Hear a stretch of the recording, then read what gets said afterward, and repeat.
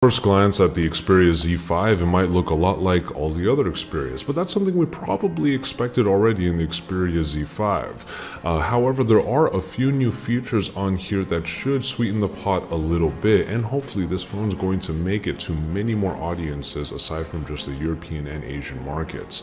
A 5.2-inch 1080p display is available here, and yes, there is a Z5 Premium that we're going to talk about a little bit later, but for now we're going to take a look at the main Z5 that's powered by the Snapdragon 810 with 3GB of RAM, 32GB of storage with a micro SD card slot, as you can see here, and this entire body is water and dust resistant. But what we do really like about the Z5 here is the somewhat different look on the side. What we have here is a much larger silver power button that doesn't quite look as iconic as it did before, as we remember from previous Xperia devices, but still has a very unique look. But the reason why it's a lot wider now is because Sony's fingerprint reader is embedded in there. So if you're going to be unlocking the phone with your right hand, holding the thumb there is going to be how you will unlock the phone, and it actually feels quite nice. Just tap the button in order to wake the phone and hold your thumb there and it will unlock quite easily. Feasibly, you should be able to do this with, let's say, your index finger on your left hand, for example, but really in our testing right here, I went ahead and put a fingerprint on there and it seemed to really work quite well. In general, however, the Xperia Z5 feels really nice in the hand, as most Xperias do, because its symmetrical design just feels quite solid and is really easy to grip and really just sort of tumble around if you need to get to the notification drop down at the top, for example, or go from left to right.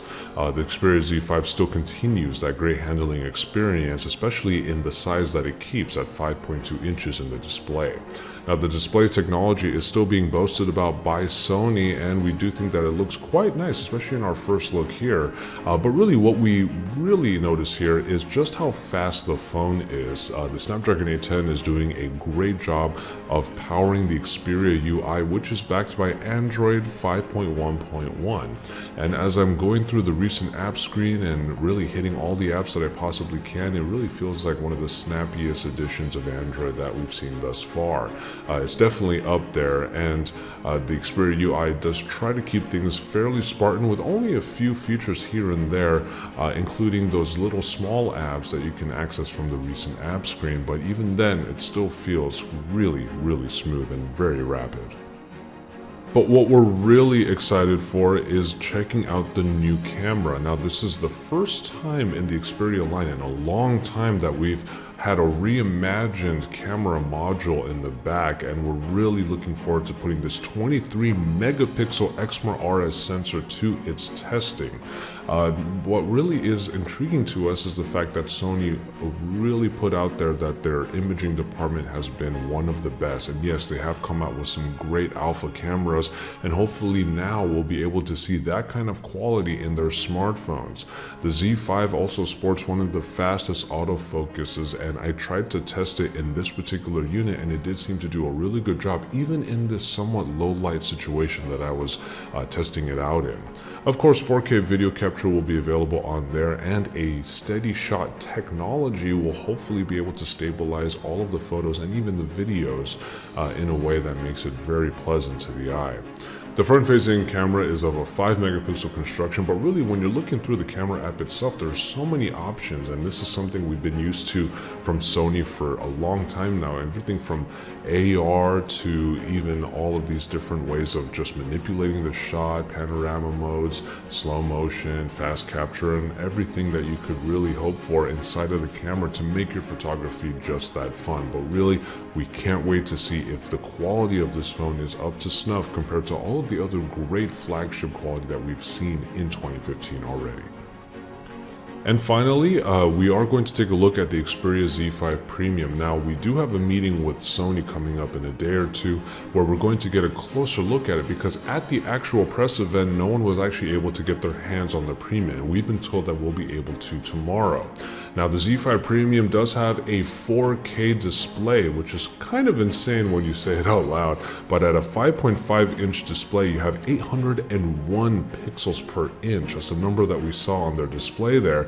and they were really touting it of being one of the best displays that has been put out, especially with the highest resolution that we've seen on a smartphone to date.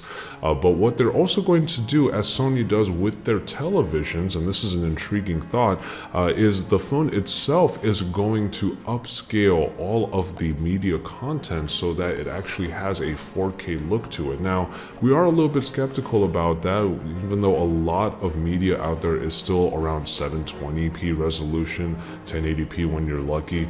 It will get upscaled and might have a different type of look to it as a result. But again, we're really excited to get our hands on it and actually compare these displays once we have our hands on a review unit. And if you're thinking about battery life for a 4K display, the 2900 milliamp hour battery of the original Z5 gets bumped up to 3430 in the Z5 Premium. And hopefully that's going to be enough to put this phone through its paces across the day, whether it be for work and play.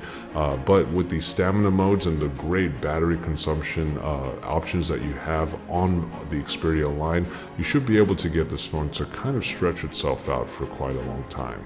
But until we get our hands on a review unit, we're going to be waiting with bated breath to get the Xperia Z5 in our hands and really put that camera at least through its paces. We do really like the fingerprint reader in the side power button, and really it just looks like a pretty solid phone that we had a pretty good time with in our short